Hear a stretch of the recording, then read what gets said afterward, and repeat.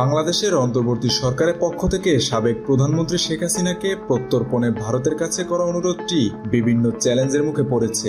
এসব চ্যালেঞ্জের মধ্যে দ্বিপক্ষীয় প্রত্যর্পণ চুক্তির সীমাবদ্ধতাও রয়েছে। গতকাল দ্য ইকোনমিক্স টাইমসের এক প্রতিবেদনে এসব তথ্য তুলে ধরা হয়েছে।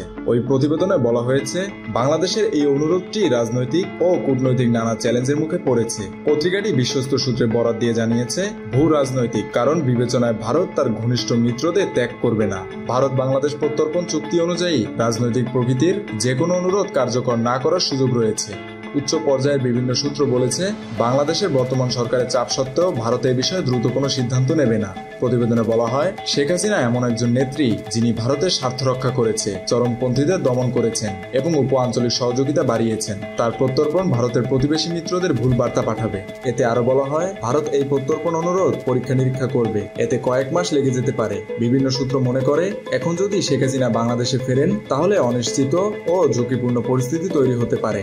ভারত বাংলাদেশ বর্তমান সম্পর্কের আলোকে শেখ হাসিনার প্রত্যর্পণ ইস্যুটি জটিল এবং সময় সাপেক্ষ মনে করেন রাজনৈতিক বিশ্লেষকরা। মেহেদী হাসান বাপ্পি, খুলনা গেজেট।